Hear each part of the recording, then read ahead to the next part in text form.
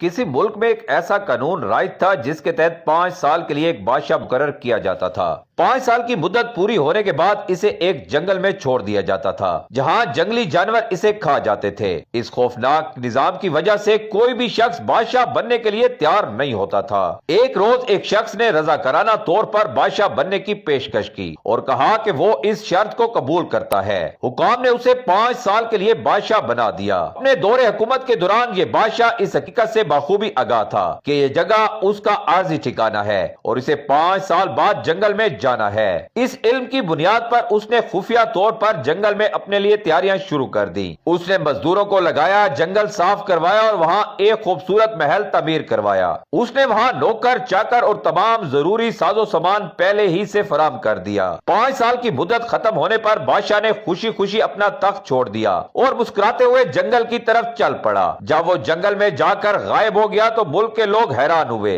اور اسے ڈھونڈنے نکل پڑے۔ رات ہو چکی تھی کہ انہیں دور ایک روشنی نظر آئی۔ وہ لوگ اس جانب بڑھے تو دیکھا کہ وہاں ایک نہایت عالیشان محل کھڑا ہے۔ محل کے خادموں نے ان کا شاندار استقبال کیا، انہیں کھانا کھلایا اور اگلے دن بادشاہ سے ملاقات کا وقت دیا۔ صبح جب بادشاہ ان کے سامنے آیا تو وہ وہی شخص تھا جسے وہ جنگل میں چھوڑ کر گئے تھے۔ لوگوں نے حیرت سے پوچھا یہ سب کیسے ہوا؟ بادشاہ نے جواب دیا، مجھے معلوم تھا کہ یہ 5 سال کا دور میری عارضی مدت ہے اور میرا اصل ٹھکانہ وہ جنگل ہے جہاں مجھے بھیجا جائے گا۔ میں نے اپنی تمام توجہ اور وسائل اپنے اصل ٹھکانے یعنی اس محل کی تعمیر پر لگائے ہیں۔ ناظرین گرامی، اس کہانی کا سبق یہ ہے کہ یہ کہانی ہمارے لیے بہت بڑا سبق رکھتی ہے۔ اگر ہم اس پر غور کریں تو یہ دنیا بھی ہمارے لیے عارضی ٹھکانہ ہے، بالکل اس بادشاہ کی 5 سالہ حکمرانی کی طرح۔ ہم سب کو ایک دن یہاں سے رخصت ہونا ہے اور ہمارا اصل ٹھکانہ آخرت ہے۔ موت سے پہلے موت کی تیاری اتنی ضروری ہے جتنا ہم سوچ بھی نہیں سکتے۔ ہمیں چاہیے کہ ہم اپنی عارضی جگہ دنیا پر وقت ضائع کرنے کے بجائے اپنی اصلی جگہ آخرت کے لیے تیاری کریں۔